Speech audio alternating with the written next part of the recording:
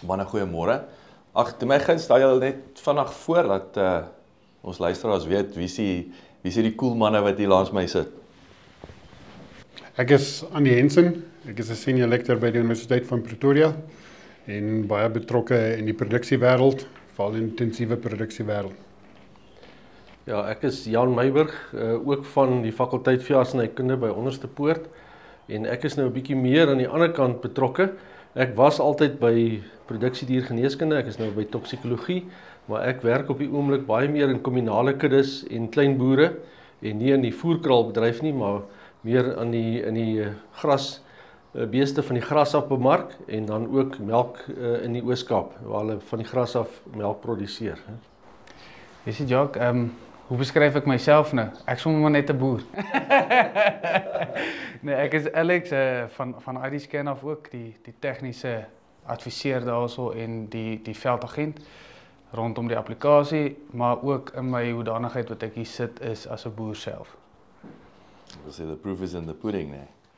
So ons het in episode 1 het ons begin gesels oor biometriese identiteit, natuurlik wat dit is baie interessant hoe ek wil sê 'n ding wat gebore is uit ek wil sê misdaad om sy pad vind na bemarking toe, jy weet hoe ons loop of ons elkeen se loop is uniek.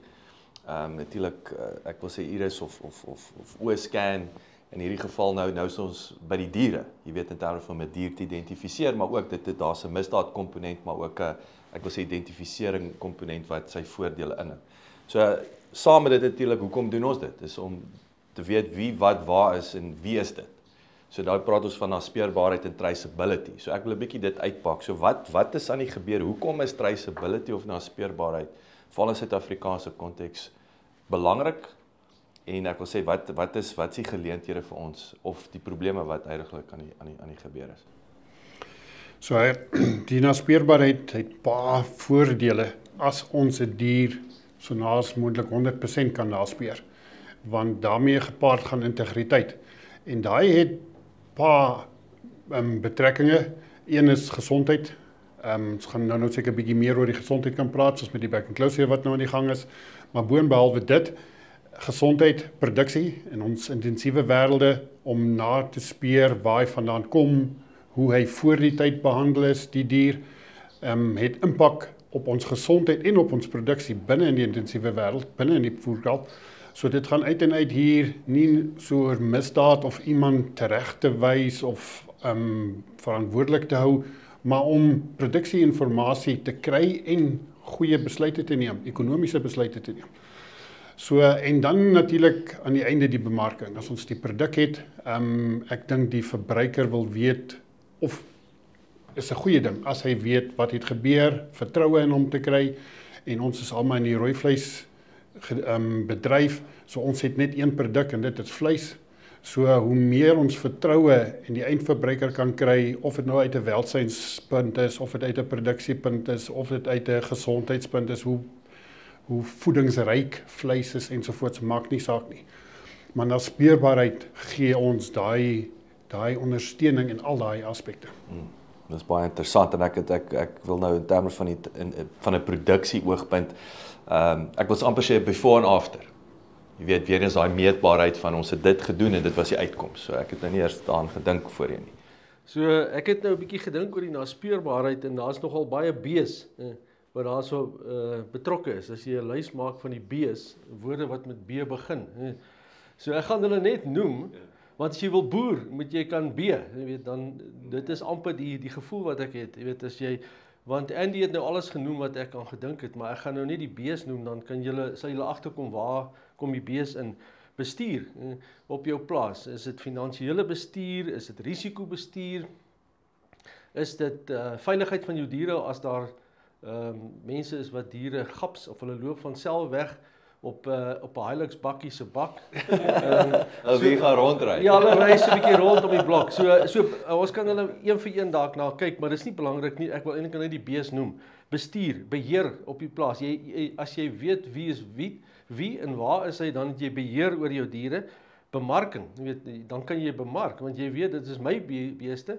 In 'n kominale gebied in Botswana waar ons werk, is daar ook back and claw. Daar is alweer 'n B, maar jy kan nie sommer net bemark nie, die diere moet eers deur 'n kwarantyne gaan, so jy wil beheer, jy weet, voor jy kan bemark, want anders te gaan niemand jou glo nie, want jy kan nie uit 'n back and claw bemark of slag, as jy nie beheer het en bewys dat jy beheer het en voor jy kan bemark nie.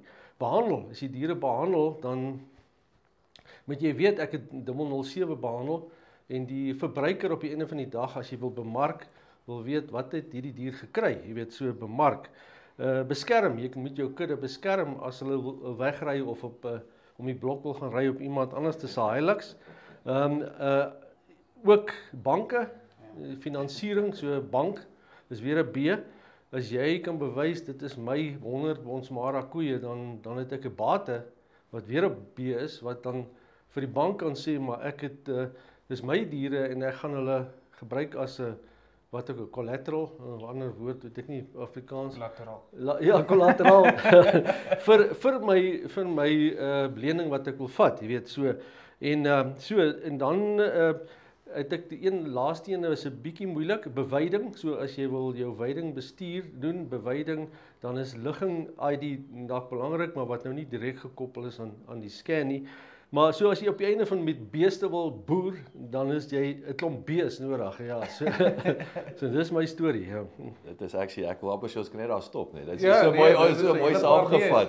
Ons werk so, ons net so 'n bietjie uitpak op die bees. Maar Alex, ek wil nie voor jy nou iets sê, maar dit klink vir my beheer hierso is amper die hartjie van al hierdie bees.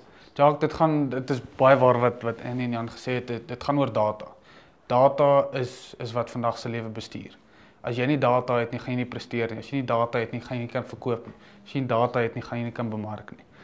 Uit 'n boer se oogpunt uit is dit baie maklik om te vergeet van hierdie klein goedjies, om nie data bymekaar te maak, veral in die stoetbedryf. As jy jou teelwaarde wil bemark, gaan jy data moet hê. Nou dieselfde met die back and claw seer, die naspeurbaarheid van jou diere. Waartoe gaan jou diere nadat dit geslag is? Word dit uitgevoer? Word dit lokaal bemark? Al daai goeders gaan data benodig. En ons het nou gesien die ID scan is geïntegreer met heelwat van hierdie derde party ek wil sê rolspelers wat data insamel. En saam met daai kan ons naspeurbaarheid so ver as wat die teeling gaan naspeur, die location van die dier en waartoe die dier gaan. Dit maak dit alles net soveel bemarkbaar. Ja, so dit is baie belangrik om daarna te kyk. Ek dink wat jy weer gesê het, en wat as ons 'n B daaraan kan koppel, is 'n bewys. Jy moet alles kan bewys dat regtig dit die waarheid is. Ja. Ja, so ek wil amper sê dit is vir my fascinerend eintlik. Want weer eens, ek wil sê maar as ek twee moet uitlig, is daar wel natuurlik bewysbaar, maar beheer.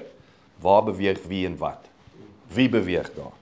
En dan alles trek terug na bemarking toe, want ergens moet hoekom doen ons dit?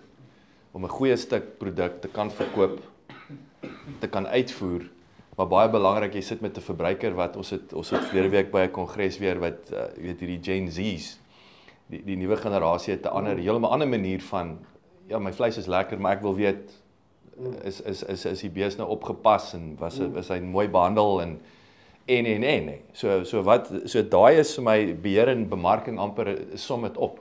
Ja. Wat is ons het gepraat van diefstal natuurlik. Daar gaan dit weer oor bewys in 'n Suid-Afrikaanse konteks. So ek wil sê as ons na al die bees kyk, wat is as ons 'n 80-20 kan doen op die bees? Die bees. Wat is die 2 of die 3 goed wat krities is in Suid-Afrikaanse konteks? Ek dink die identifikasie is belangrik. Dis nou ongelukkig nie moet begin met 'n B nie, maar ek dink dit is krities belangrik vir ons om te weet wie is wie in hierdie hele prentjie. En ek dink sommer so vinnig, jy weet, so, maar ek dink identifikasie is baie belangrik en as jy enige bestuur wil toepas en ek kyk nou weer van die boer se kant af, as jy nie weet wie is wie nie, gaan jy ook nie kan bestuur nie. En as jy nie kan bestuur nie, gaan jy nie op 'n baie goeie produk kan bemark nie. Jy weet, so ek dink dit is identifikasie en identifikasie is so 'n belangrike ding. Ons het dit in die verlede ook gesien.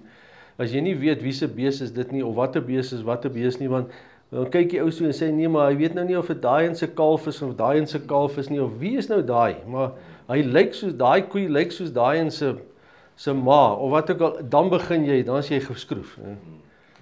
Ek wil amper as ek mag nog daar ook aan vul en dit is dat die identifikasie soos Jan sê is verskriklik belangrik, maar daai kan byvoorbeeld wegraak of verander word. Nou is die hele identiteit wat jy op daai bees gebou het, is skielik weg, of ek het verkeerd. En as ons nog bietjie gesondheid daarbey inbring, kom ons praat van 'n back and close seer, of ons praat van 'n brucellose besmettelike misgeboorte. Dit is so krities dat ons hom reg kan identifiseer, en nou verwys ek nie net na 'n oorplaatjie nie, want daai oorplaatjie kan uitkom, of ek kan hom afsny, of ek kan hom verloor. Nou moes ek daai koei geïdentifiseer het, of die dier, nou kan ek nie. So, dit gaan oor permanente identifikasie. En van die mense kan dalk sê, brand is ook 'n permanente identifikasie, maar hy kan nog steeds verander word. Hy kan nog steeds meer, mag ek die term gebruik, beter word.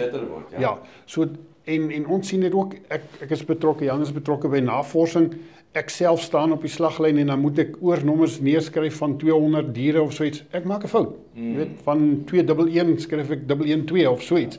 So, en nie moetswillig, dit is net natuur. So waar permanente identifikasie of identifikasie wat ons makliker met tegnologie kan koppel, vat dit weg. Hoekom ek wil vinnig daar stil staan? Jy weet, en ek wil sê dit vanselfsprekend 'n brandmerk was, jy weet, jy's daar in die middel van nêrens 100 jaar gelede, dit maak sin. Nee, en niemand gaan nou te veel Peter daar nie. Voel vir my wetgewing het 'n bietjie stil gestaan wat die aanpassing van om nuwe tegnologie te integreer. Is dit 'n Suid-Afrikaanse probleem of is dit 'n wêreldwyd waar, want ek bedoel wetgewing soos nou, hoekom het ons nog steeds oorplaatjies? Hoekom is nog steeds 'n tatoeëermerk binne in die oor as jy net die oor kan afsny of die plaatjie verwyder of die brandmerk met hom kan Peter? Ek dink ek sal daarby bylas is ek dink daar's 'n gaping gewees. Daar's nie 'n alternatief gewees nie. Ons is geleer daar's 'n brandmerk. Ons het geleer jy as boer gebruik jou tag om jou diere se data bymekaar te maak. Maar daar was nie alternatiewe metodes gewees om dit te kan doen nie. En nou met nuwe tegnologie wat vorendag gekom het, is daar nou nuwe en alternatiewe maniere om 'n dier te identifiseer. Ek dink nou kan 'n mens begin kyk na hoe kan 'n mens in 'n rigting beweeg om wetgewing te kan verander. Dit gaan 'n baie lang proses wees, maar nou is daar 'n alternatief om na te kyk. Ek wil sê, is dit op sigself een van julle grootste geleenthede en 'n struikelblok is die wetgewing wat stadig aanpas? Ja, dit is 'n groot struikelblok, maar ek wil nie sê dit is so een wat ons gaan stilhou nie. Ons gaan boere hê wat saam op die perdjie gaan spring en die pad vorentoe saam met tegnologie gaan groei, saam met die data gaan groei, bemarkingsbene oopmaak vir hulle wat nooit van tevore oop was. Ek wou sê dis nie 'n grudge purchase, jy gaan amper van grudge purchase na verkoopgeleentheid, daai bemarkingsgeleentheid. So daar's 'n geleentheid vir boere om te sê, hulle spring of saam met ons of teen ons. Ons sal later kyk na die wet daarvan. Dit gaan oor bewys wat jy het. Dit is alwaartoe ons wil beweeg. Jacques, ek dink wêreld, jy het gevra hoe lyk ons in die wêreld? Ek dink die wêreld is bietjie anders seker as ons in die suidelike halfronde. Hulle het nie daai veiligheidsaspek, so hulle dink nie eens daaroor nie. So daai was nog nooit 'n behoefte vir hulle wat ons wel en baie moet oordink oor die veiligheids wat groot in realiteit is. Maar dit maak nie dat die res soos wat jy gesê het nie van toepassing is. So ons het eintlik baie toepassings vir goeie identifikasie en permanente identifikasie. Dit is weer kom terug na die bees toe. Ja, nee. So ek wil 'n ding wat ek wil net voor ek vergeet, ek wil weet jy's oor gras. Ek dink nou weer as ons kyk na data, weer wat doen die bees? So nou ons werksplek is waar is die bees?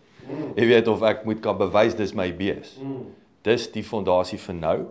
Maar nou gaan ons oor na ek wil amper sê voor en na die tyd. Hy het hierdie tipe medisyne gekry of hierdie tipe gras en so aan. Ja, so ek dink, ek wil net terugkom na die vorige gesprek. Ek dink ons moet nie tegnologie weggooi nie. Dit is absoluut die ding vir die toekoms, die tegnologie. Ons moet daai tegnologie vat en met dit hardloop en dis hoekom ID scan, ek dink het 'n goue standaard wat hulle daar begin stel vir die industrie want met hulle tegnologie.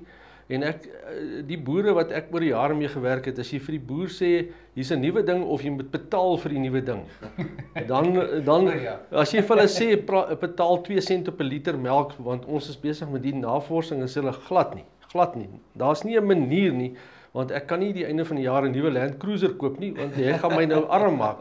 Maar ek dink wat ons moet doen, en wat julle klaar doen, is implementeer die tegnologie. Die ou gaan nou agterkom, sy buurman het iets wat hy nie het nie. 2 Land Cruisers. Omdat hy die tegnologie langer gevat, maar hy het hulle nou. Ja, so hy gaan gou, so in my gevoel met oor die jare met die boere, as jy vir hom sê, doen dit, dan wil hy dit nie doen nie.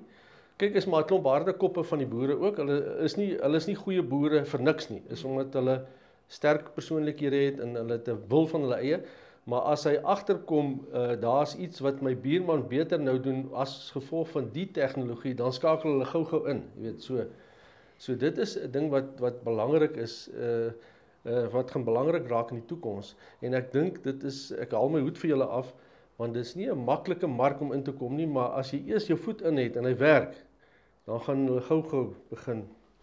Ja, ek wil miskien nog, ekskuus Jan, Ja, nee, as ek ook net daarbey kan aansluit, ek is nie self 'n boer nie, maar kom van 'n boer en alles, en ek gaan jou nou 'n gevalle studie daarvan sê. Ek dink as die boere miskien net anders na dit kan kyk, en nie dat dit 'n moed is of 'n sweep wat geslaan word, jy moet nou daar. Ek hoop 'n mens kan dit regkry dat hulle anders daarna kyk. As ons net na die data kyk en hoe akkuraat jou data is, gaan dit sy boerdery winsgewend maak, meer winsgewend. Ek sê dit uit en uit, prontuit.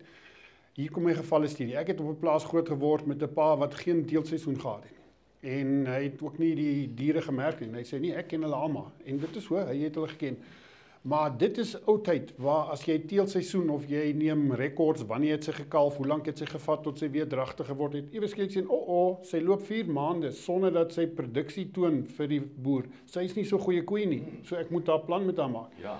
So as ek nie daai tegnologie, way back then, 20, 30 jaar gelede van 'n oorpaadjie gebruik het, of haar permanente identifiseer, daai permanent identifiseer, dan het ek baie onproduktiewe diere gehad. So nou is die tegnologie heel wat beter.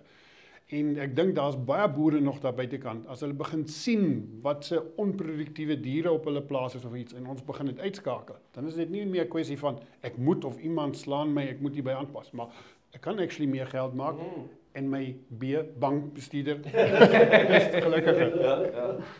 Nee, ek dink dit is 'n baie goeie punt om te maak, net weer terug op die data van dit is, as jy nie jou data trace nie, dan boer jy agteruit. Ag, net 'n vinnige voorbeeld is jou silindriese koeie. Die hoeveelheid vleis wat jy verloor op 'n silindriese koei is ongelooflik. En as jy nie daai data deurtrek nie weet van wat se ma afkom die bees, wie is die ouer, wie was die bil wat gedek het, al daai data gebruik nie. Jy boer so vinnig agteruit dat jy jouself uit die mark uit boer. Alex, as ek nog daar verder kan aansluit en weer gevalle studie. Ons weet nou al in die voerkraal, as ons kan weet die primêre produsent, die tipe bil, watse bil, entings, proteïene wat gegee is tydens dragtigheid en so, dit alles het 'n impak op die produksie in die voerkraal. So die marges is so nou in die voerkraal dat ons wil produsente, as ek sê ons, dan praat ek nou uit die voerkraal se hoogpunt, wil weet hoe goed is dit bestuur, nie om sleg en goed te hê nie, maar om risiko's te bestuur uit 'n voerkraal se hoogpunt. Maar dis weer 'n geleentheid vir die primêre produsent, as hy alles reg doen, en ons praat die hele tyd hier van naspeurbaarheid. As ek vir die mark, wat nou die voerkraal is, kan bewys, hoe goed het ek my koei bestuur, of my kalf, of my wat, en dit is vir hom beter in terme van gesondheid, produksie, dan is mos my kalf meer werd. So, en ek dink dis waar byvoorbeeld hierdie waardes nou begin terugkom. Dit gaan nie oor 'n premie, hy gaan nie nou 'n premie kry nie, maar sy kalf gaan meer waardevol wees, want in die mark is daar minder risiko aan daai kalf verbond. En dis waar hierdie permanente, ons het nou gedefinieer wat permanent is, identifikasie so belangrik, want dit kan nie gepeter word nie. So as jy as 'n boer sê, waar boer jy, waar die kalf, wat se inspuitings, en ek as 'n voerkraal koop dit en ek weet dit, dan kan ek mos my risiko's nou bepaal en sê, wat is die waarde van daai kalf? So ek staan gou daar stil, Andy. So die hele ding van die voerkraal wat, die beespoed, dis die kliënt. Ja. Dis die ou wat die cheque skryf op einde van die dag. Hoe kyk julle daaraan? Ek wil amper sê my vraag sluit aan, selfs toe ons nou oor die banke praat, dit voel vir my selfs die versekeraars, dit moet amper 'n top-down wees. Dit is amper vir my, ek sit nou hardop en dink, wat sal 'n goeie bemarkingsstrategie vir 'n bank wees, se agrihoof? Dryf hierdie tipe tegnologie. want dit is tot jou voordeel as 'n bank. Jy gaan meer geld kan uitleen, want dis tog waarom jy daar is. Versekeraar, ek gaan my risiko verminder om jou, ek kan jou premie afbring. En dan ultimately kan ek 'n premie vir my vleis kry. Maar nou ek wil jou op die spot speel. Hoe kyk julle daarna? Is dit iets wat julle daadwerklik daai premie bring om te sê, boys, as bring jou permanente identifikasie wat tegnologies gedryf is en ek gee jou ekstra 3% vir jou vleis. So ek wil nie die woord premie gebruik, want dan raak dit baie vinnig dat jy geregtig is op dit. Ek verstaan. So ek wil eerder dit benader uit 'n waardeperspektief. So wat ons in die voerkale sien is dat ons weet wat se primêre produsent se kalf meer vir ons werd is. En daai waarde word bepaal uit groei uit en word bepaal uit gesondheid of die koste om daai groei te kry. Nou dit gee vir my die waarde. So as ek 'n primêre produsent het wat ek mee, net as 'n hipotese, sukkel en sy beeste word siek of hulle groei nie, dan het daai kalf mos nie meer so 'n waarde nie. En dit is alles deur hierdie naspeurbaarheid wat ek dit weet. So ek kan teruggaan na daai primêre produsent en vir hom sê, ek gebruik jou voorbeeld, jou koeie moet jy miskien bietjie anders sit, ander bulle gebruik, kruisstelling, die inligting is alles daar buitekant. En so help ek hom om vir hom die bankbestuurder werk. Maar om terug te kom na jou vraag, ja, ons kyk in die intensiewe wêreld, want ons marges is so klein dat dis nou 'n wetenskap. Dis nie meer in die ou dae, 30 jaar gelede kon jy enige kalf met enige voer en jy het geld gemaak, dit is nie meer so nie. So die naspeurbaarheid of die tegnologie wat ons gebruik om die hele waardeketting te verbeter, om vir almal geld te maak. En dit is waaroor dit gaan. Want daai voerkal is maar eintlik 'n nageslagtoetsentrum. En hy kan die inligting teruggee na die primêre produsent, uit 'n gesondheidsoogpunt, uit 'n produksieoogpunt, wat ook al. En hy gebruik dit weer om weer sy vleis te bemark, om te kan sê, presies waar kom hy vandaan, jy kan maar hierdie vleis eet, dit is veilig, uit 'n voedingsoogpunt, uit 'n gesondheidsoogpunt, ensovoorts. So ek dink aan die beesgenootskappe. Is daar, en jy moet sê, ek weet of ons mag nie, maar seker, wat se beesgenootskappe staan uit wat dit aanbetref? So ek wil nie iemand uitsit nie, die teelersgenootskappe, daar seker wie se beeste beter in die voerkal presteer as ander. En ek dink waar die teelersgenootskappe verskil kan maak is om die regte bulle te promoveer, te bewys dat dit hulle praat ons van SP, stadboek proper, dat dit 'n volbloed bul is, eerder dit te gebruik as byvoorbeeld kruisbulle of so iets, want dit is weer eens goed vir die primêre en vir die voerkal. So ek wil nie sê daar's 'n spesifieke beesteelersgenootskap wat al dit, jy weet, wat hom uitstaan. Maar as hy môre ID scan begin, as 'n voorbeeld, en dit gaan 'n helse verskil maak. Absoluut. So daar's weer uit 'n bemarkings, maar nie bemarking nie, dit gaan oor data, dit gaan oor bestuur van. Absoluut. Presies. So, ekskuus, en die gaan aan. Nee, ek het nou te veel gepraat. So, hulle kan dit gebruik om hulle eie teel of hulle eie dier of breed te promoveer. Maar dan het hulle permanente identifikasie nodig om dit te ondersteun, want data is mos maar wat dit ondersteun. Ja. Ekskuus. So, nee, ek dink net weer van die ander kant af. So, ek is nou nie betrokke by die voerkraal nie, maar by klein boere en kommunale boere, want ek is betrokke by Herding for Hope van Jacques van Rooyen. Herding for Hope, sy naam het nou verander na Reherd Africa toe.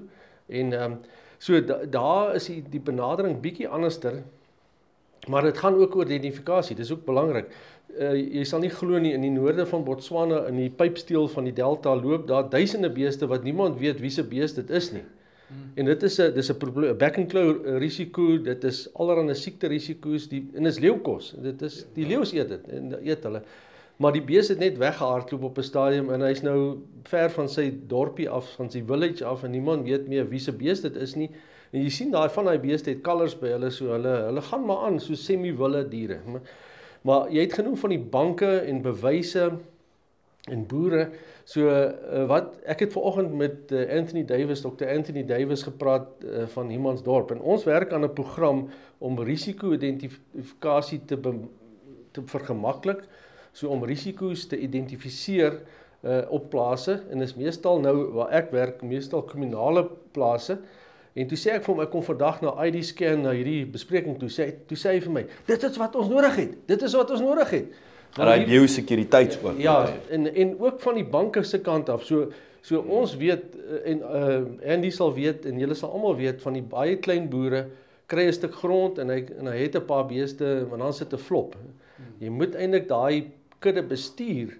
En eintlik moet die bank, dit moet 'n top-down wees. Dit moet die banke moet sê as jy grond kry en jy kry 100 beeste, dan moet jy risiko-identifikasie doen, risikobestuur doen, maar die belangrikste is jy diere moet geïdentifiseer wees. Dat ons weet Piet het soveel koeie en Koos het soveel koeie en dit is sy koeie daai, weet, en dan begin jou groter program, die groter ID-scan program begin dan inkom, want die kern is die identifikasie, maar dan bou jy, soos Andy ook gesê het, behandeling, bestuur, bulle, wat ook al. Dit kom nou alles by, want nou kom dit saamgetrek in die kern, maar die kern is, as jy nie weet wie is wie nie, dan gaan jy afval, dis lukraak, dit is los drade. So, as jy risiko wil bestuur en risiko identifikasie en bestuur, en die voerkrale is baie ver voor ons, want hulle werk met baie geld en met baie diere intensief. En so sê in lae marges, nee, jy kan nie bekostig om rond te neem met lae marges. Hulle moet 'n SWOT doen, hulle moet weet presies waar verloor hulle geld. En ek sien in die kommersiële kant, in die boere wat van die gras af vleis produseer, en veral die klein boere, is baie blasé, is weer 'n B. Ja, my kalfpersentasie is 30% of 20%, maar ek het daarom beeste, ek het kalvers, ek is baie bly. Ek het kalvers, maar 20% maak jy eintlik net droog. So Slaap nie jou been nie. ja, is 'n D, is nie 'n B nie. Ja, so ek dink vir identifikasie kan jy, en dis eintlik ons hele idee om ook met die banke te onderhandel, sê maar weet jy wat, ons kan die diere daar identifiseer op 'n maklike manier. En ons kan help met die bestuur en risiko-identifikasie. Net vir interessantheid, 'n bietjie geskiedenis. Toe ek 'n OP student was in die 80s, toe was daar in my klas Gerard Pitter, wat nou in Engeland is. Sy pa was 'n brigadier in die polisie, en hy het begin daai tyd met neusafdrukke op beeste, waar ons nog ink gevat het, en op papier gesit het, en dan druk jy, en jy's vol ink, die beeste is vol ink, en jou papier is net so en 'n helse inkrekening. ja, en dis hoekom ek, toe ek van julle ding hoor, toe sê ek maar, daar is die sirkel nou voltooi. Ons het begin as studente, ons het met zootechnologiese beeste probeer, om vingerafdrukke soos mense te vat, maar op die neuse, met dieselfde tegniek, want sy pa was 'n brigadier in die polisie. En toe hoor ek by ICAS en by jou, dat hulle het eintlik lank voor dit, ek het gedog, ons is uniek, maar toe die ander mense dit al voor dit gedoen, weet so. Ja. Maar nou is dis die oplossing. As jy met jou foon dit kan doen, weer tegnologie, dan is jy reg. So wat is, Alex, in terme van die banke, weet, kom jy ouens na die party toe, wil ek sê, verstaan hulle wat die geleentheid hier is? Ja, hulle is gretig om in die bedryf in te kom, maar soos enige nuwe ding, trap almal maar versigtig, kyk waartoe gaan dit, dit gaan oor, as jy as klein boer, kommunale boer, wil geld hê om jou boerdery verder te vat, kommersieel te begin raak. Ons het paar boere wat die versekering been dadelik aangegryp het vir die feit dat hulle finansiering kan kry laterand. So daar's 'n groot vraag in die bedryf. Ek vat dit myself, as ek my 500 beeste as kollateraal kan opsit, en dan kry ek net my 300 000 rand vir 'n goeie teelbul, en ek kan my genetika soveel verbeter, en my ekstra 10-20 kg per speenkalf kan bysit, is dit die moeite werd vir my om die ekstra paar rand vir die versekering. Die versekering dek jou vir baie meer as wat net jou transito en back and claw en so aan. Dit het 'n wye spektrum van, jou diere is veilig, jy het jou kollateraal wat daarso is, en jy het jou finansiering. So ek dink hy maak mooi die sirkel toe. Wat beteken dit? Ek wil terugkom na die kalfpersentasie, wat vir my interessant is, en ek wil terugkom na die bees toe. Ek gaan nou in terme van kostes daaraan. Wat is die implikasie om 'n kalfpersentasie van 20% na 30% te vat op die Suid-Afrikaanse ekonomie, as ek juist dink aan die ek wil sê klein boere? Verstaan die ouens wat dit beteken? Ek dink nie hulle verstaan nie. Nee, ek dink nie hulle verstaan nie. Ek dink dit is, en jy kan ook van jou landbou agtergrond inmeng en jou inset te gee, en die vir jou ook, maar ek dink nie hulle besef dit nie. Jy weet, ek dink net daar is 'n kalf, en is maar net te dankbaar dat daar is 'n kalf gebore, en daar's so wat. So ek dink die voeding en die bestuur is ook van so oorbewyding, swak mineraal lek aanvulling, swak water, wat ook al, dat eintlik ek het gisteraand met Dr. Doug Bruce in Harare gepraat, want ons werk ook saam met hom in Zimbabwe. Die kalfpersentasie sê hy vir my, daar is maar dieselfde, want dit is so oorbewei en dit is eintlik 'n wonderwerk dat daar nog kalvers gebore word. Dit is eintlik ek dink die ou is so bly as hy 20% kry, dat is 'n Kersgeskenk, want die diere is maar, die diere kry swaar, weet dit is maar net 'n bonus as jy 20 kry, maar hy besef nie dat hy kan eintlik 80% kry of 90 kry as hy dit net beter bestuur. Maar die bestuurkant val deur die mat, tussen die planke deur, want niemand gee eintlik om nie. Dus die beeste is belangrik, maar die beeste is ook nie belangrik nie. Hulle dis 'n statussimbool en dis 'n bank op bene, maar verder hulle moet maar op hulle eie aan. Maar weer eens om dit daar nie verstaan nie wat dit beteken as ek in rand en sent dan as ek 'n ekstra. Ek wou nou net sê dit jy raak nou, jy slaan die spyker op die kop. Dit is om vir iemand te vertel, sit jou ekstra R100 by elke bees elke jaar. Hulle staan terug en sê, hoekom? Dis ekstra uitgawes. Maar wys hom die hele sommetjie. Sê vir hom, jy verloor R2 miljoen 'n jaar, omdat jy nie R100 per bees wil bysit. Dis wanneer die boere, al is dit nou hoe groot, hoe klein, en julle sê nou net julle werk op klein marges. Dis so in enige bedryf, veral in boerdery. As jy nie gaan uithaal en insit nie, gaan jy definitief die vrugte daarvan pluk nie. En die boere kyk nie daarna nie. Ek weet daar's baie goeders in die bedryf wat sê, gebruik die volgende, dit gaan jou soveel beter help. Spuit die volgende ding, is 10 keer beter as die vorige ding. Doen jou navorsing, ek sê nie volg dit blindelings nie, maar doen jou sommetjies ook. Kyk waar spaar jy? Dis jou belangrikste.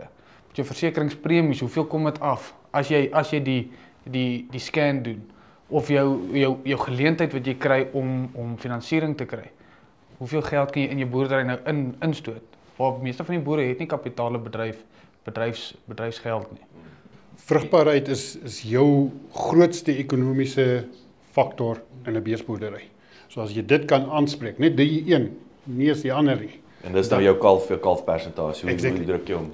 Exactly. Dan maak jy groot verskil in jou ekonomiese boerdery, in jou bedryf, in jou wins en verlies.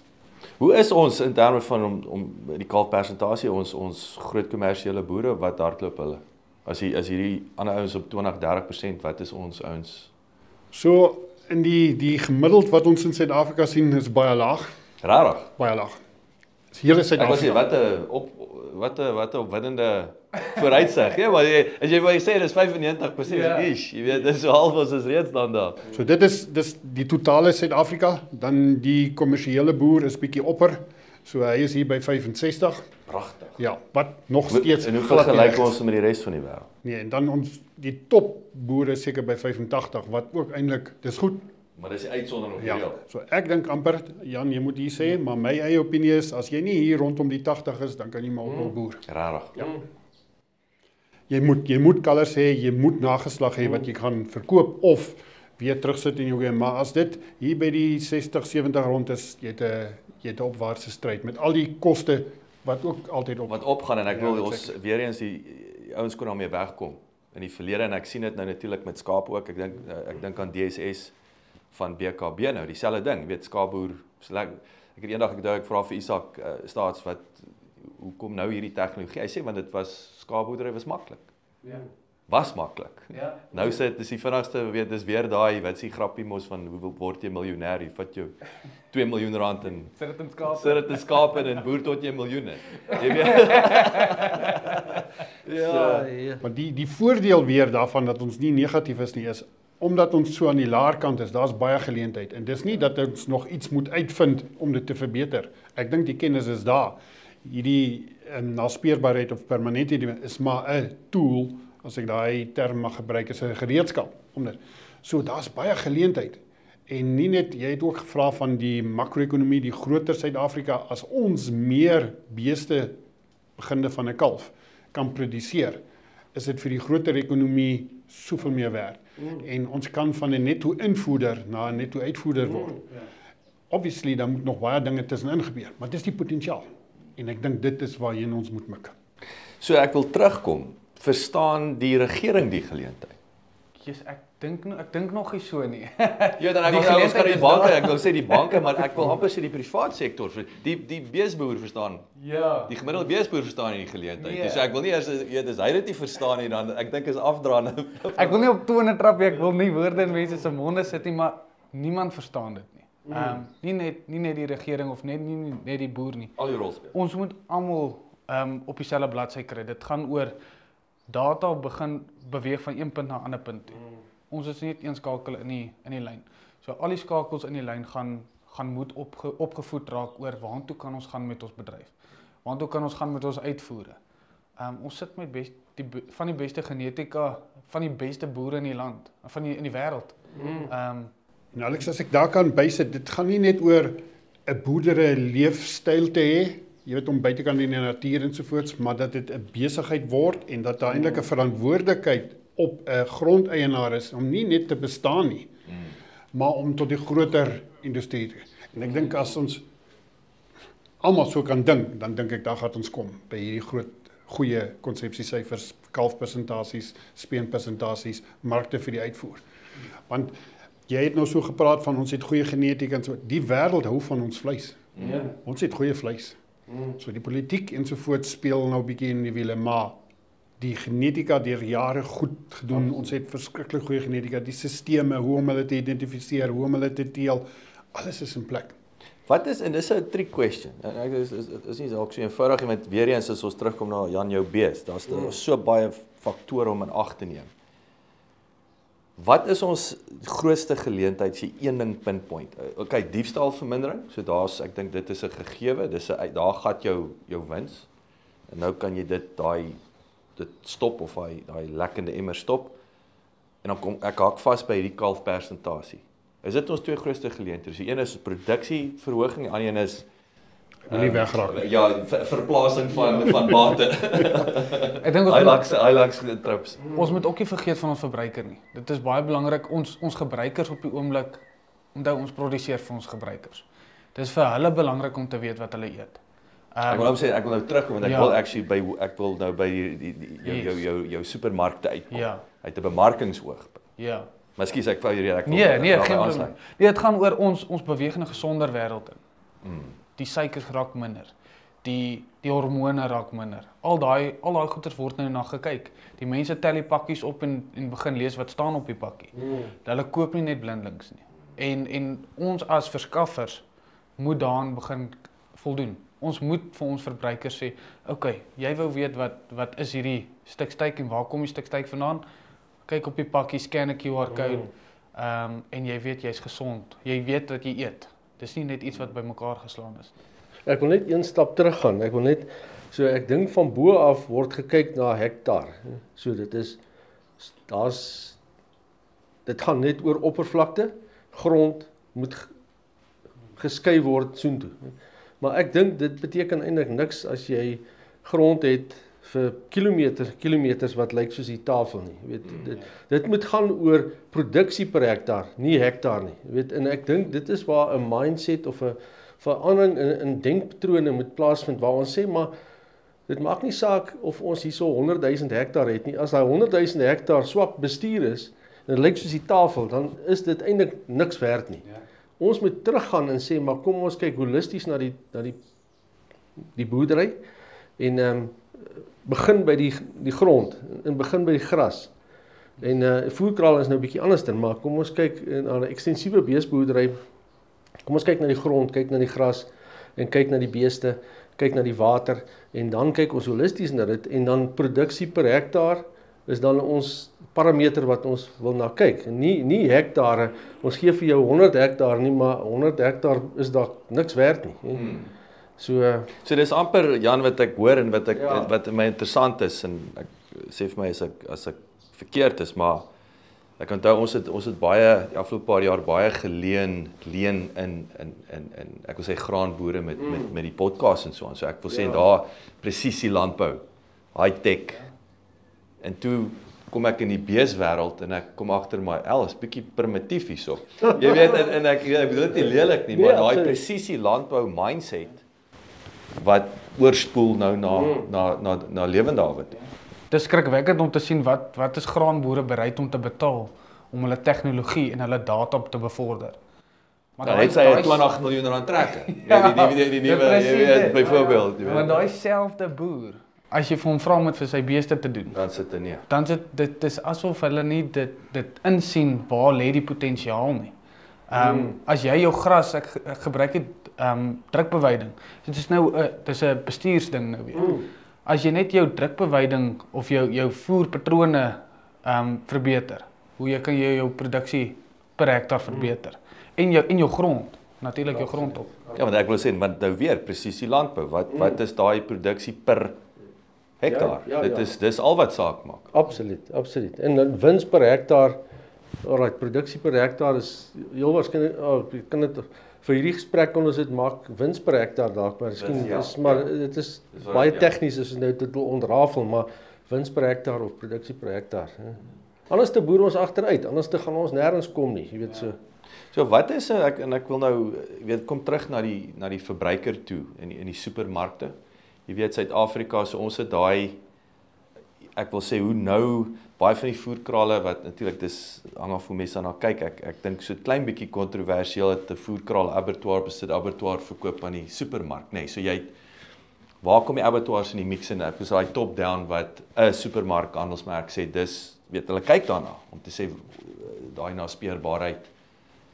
En ultimately dit gaan oor wat is die prys wat hulle dit kan verkoop daarso. Ek wil dit filter af na julle toe, na abattoir toe, na julle toe na die kommersiële beesboer. So wat gebeur daar bo met die supermarkte en hoe kyk hulle na hierdie dinge?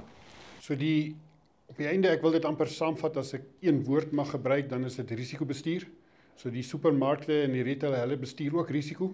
Hulle is die mense of die identiteit wat naaste aan die verbruiker is. So hy moet ook sy risiko bestuur in terme van kwaliteit en natuurlik ook gesondheidsbesmetting soos met patogeniese organismes, salmonella en julle ken listeriose en al daai dinge wat in die nuus was. So hy het daai risiko. So hy bring dit af na volgende is die slagpale toe. So al het voerkrale hulle eie slagpale, hulle het nog steeds onafhanklike vleisinspekteurs byvoorbeeld. So hulle mag nie vleisinspekteurs hê wat vir daai maatskappy werk om dit byvoorbeeld te kyk. Kyk jy verder na speurbaar, die tegnologie is al so gevorder daar. So hulle kan kyk na hoe lank nadat die dier uitgesit is daar sekere prosesse gebeur, hoe koud was dit, wat is die pH byvoorbeeld van die karkasse. So ek wil amper sê die 21ste eeu skop in op daai vlak. So dit kan so goed gemonitor word en uitsonderings, dit het nie voldoen aan die protokol ensovoorts, want dit is wat die retailers, die groot maatskappye gebruik om te sorg dat die produk wat hulle nou weer by die voerkraal koop, aanvaarbaar is. Want dit is maar soos 'n aflosstokkie, hy vat dit nou by die voerkraal en hy gee dit nou aan vir die volgende een. En dan gebruik hulle al die dinge om risiko's te bestuur. Nou hy sê weer vir die voerkraal, dit moet nie 'n gestreste dier wees nie, daar moet sekere goed gebeur en hulle kan dit meet op die slagvloer. So wat ek amper wil sê is dis waar dit deurkom. Wat Alex gesê het, op die einde die verbruiker kan so ver gaan en net daai Q-code scan en dan kan hy alles sien, as hy wil. Wat was die karkaskwaliteit? As hy nou so opgelees is en hoe lank het dit gevat? Was hy lank genoeg in die yskas? Hoe lank het hy buite gehang voordat die yskas toe ensovoorts. So al daai tegniese detail. Ek wil dit saamvat en afsluit. Die bees. Daar's 'n waarde aan elkeen van hierdie stappe. En dit voel vir my amper dit is die geleentheid op sigself om met die opvoeding van die boer. Ja. Om dit daadwerklik te bestaan, bestuur, beheer, bemarking. Elkeen het 'n kostekomponent. En dit voel vir my want die ouens kyk nie so daarna. As sien die R100 uitgaan per jaar. Ja. En ons weet ook ons het nou in die eerste episode ook gesels weet cruiser fine, maar net nie R4000 'n jaar blaas op. Ja. Georganiseerde landbou nie, whatever. Jy weet so is dit daadwerklik die geleentheid. Dis asof daai ekonomiese tekortkoming is of die kalkulasies wil ek sê op 'n of ander. Ek sou wou sê ons daag die boere uit om bietjie vrae te vra. Hulle moet nie vashak om te sê dis wat ek gaan betaal nie. So wat kry ek uit? Dit moet die eintlike vraag wees. baie boere vra dit, maar hulle vra dit verkeerd. So wat gee jy vir my? Ek gee niks vir jou nie, maar ek maak die wêreld vir jou oop. En dit is baie belangrik want ons Geld maak versus kostevermindering. ja, sê. Hoe sê my Jean-Pierre, jy kan jouself nie uit die stront uit spaar nie.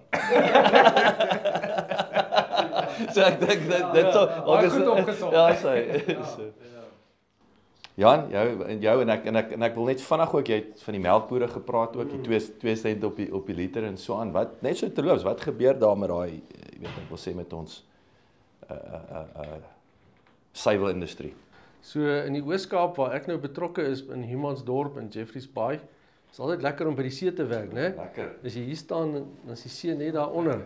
Maar in elk geval, ek dink 'n storie wat ek net vir julle wil vertel is nou gepubliseer in die Suid-Afrikaanse Veterinêre Joernaal waar ons gekyk het met die uitbraak van facial eczema, ons noem dit nou sporidesmin vergiftiging. Dit is 'n swam wat op die raaigras groei wat nou baie diere siek gemaak het ons aanvanklik alarm gemaak oor hierdie probleem. Ons het begin praat daaroor, maar ons het gesien daar's probleme.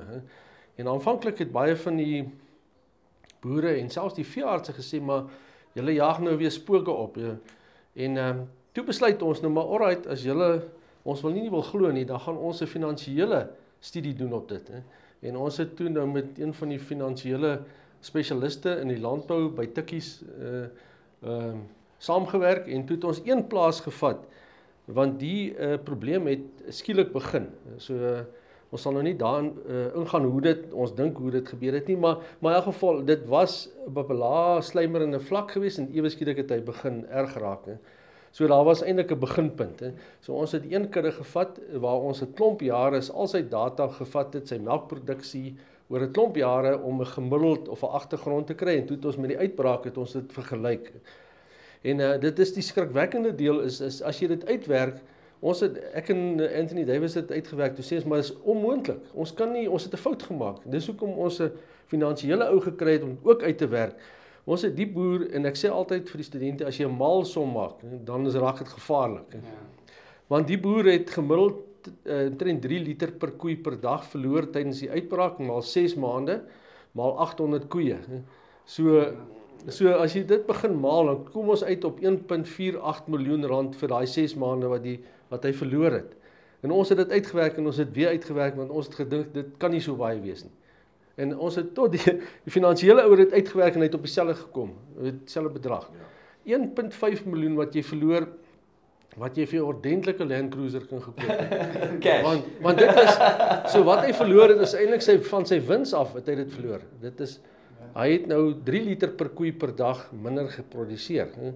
En daar gaan sy wins. En so hy kan nie beter salaris betaal vir sy werkers nie. Die koeie is 'n welsynsprobleem. Hulle het baie swaar gekry, die koeie, baie is geslag, baie is behandel, melk is weggegooi. Dis nie eers die back and claw nie. Na dit toe slaat die back and claw dieselfde boere. So die lang storie is kort gemaak is dat ons sien baie keer nie regtig hoe groot die probleem is nie. Jy sien hom, maar jy sien hom nie. Jy kyk, maar jy sien nie of jy besef nie hoe groot dit is nie tot jy met 'n spesialis sit en 'n finansiële ou sit en sê maar raas uit. En toe ons die rand en sent begin vir almal wys, toe sê hulle, "Joe, maar dis 'n probleem. Ons nou moet ons iets doen." En ek wil nou nie skinder nie, ek wil nou nie uit die huis uit skinder nie, maar net 'n interessante storie ook van hierdie wat vir my weer eens besef het hoe werk die boere baie keer hulle koppe.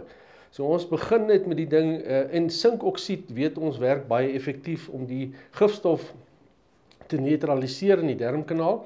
So ons het toe begin aanbeveel dat die boere sinkoksied vir die diere voer net tydens die probleem die somermaande. En daar's 'n klomp boere en ek ken hulle nou nie want ek is 'n buitestander. Ek werk maar deur Anthony Davis, die plaaslike veearts. Toe het 'n klomp boere gesê, maar dit is nie 'n probleem nie, julle jaag spooke op en dit is nie so belangrik nie. En toe kom ons agter, maar hier is die ouens wat gesê het ons lieg. Hulle het ook probleme. En toe sê ek vir Anthony, gaan bietjie koöperasie toe. Dan vra jy vir hulle, wie koop almal sinkoksied in tonne maat? Wrag die van die ouens wat gesê het julle lieg. Hy koop dit agteraf. So hy wou toe nou nie sê jammer ek het 'n fout gemaak nie. Ek het 'n fout gemaak nie. Hy gaan net stil weg en hy koop dit.